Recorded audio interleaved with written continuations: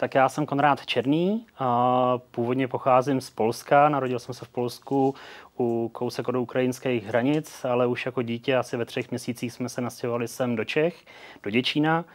A když jsem potom hledal školu, tak všechno bylo buď jako daleko a mně se úplně jako nechtělo od rodiny. A tahle škola nabízela vlastně všechno, co jsem chtěl a zároveň to bylo blízko k rodině. Tak jsem zkusil jaderku a to vlastně jak byla malá a vlastně všichni tady jsme byli kamarádi potom ve výsledku, tak to mě chytlo. Tak studium na jaderce bych doporučil hlavně lidem, kteří chtějí mít nějaký úspěch v oblasti technologií, ať už vlastně vývojáři nebo nějaký výzkum. Je tady spousta cest, kterými si člověk potom může vydat.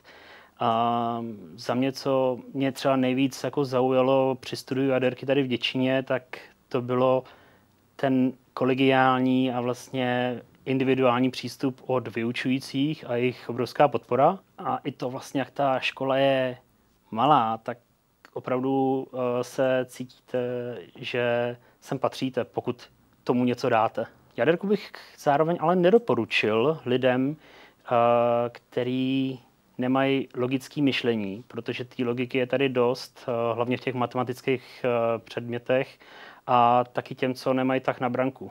Je to těžký studium, ale zároveň z toho člověk může něco dostat.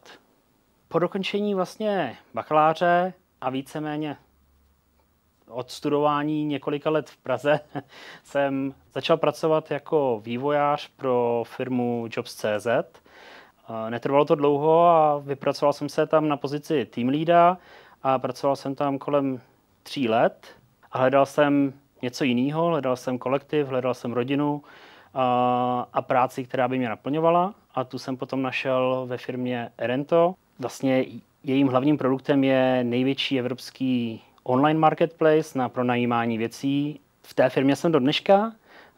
Postupem času jsem se vypracoval přes Head of IT až na pozici CTO, tedy technického ředitele. Jako dítě jsem zkoušel spoustu sportů, ale u ničeho jsem nevydržel, až když jsem zkusil vlastně akrobatický rock'n'roll. Vydržel jsem u toho přibližně 15 let, kdy jsem vlastně skončil v juniorské kategorii, ale měl jsem zároveň spoustu úspěchů.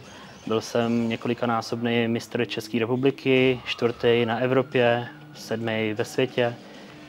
Asi sen upřímně jako nemám, ale vždycky jsem toužil mít jako plnohodnotnou rodinu, a všechno mít zajištěný a žít takový jako klidný život.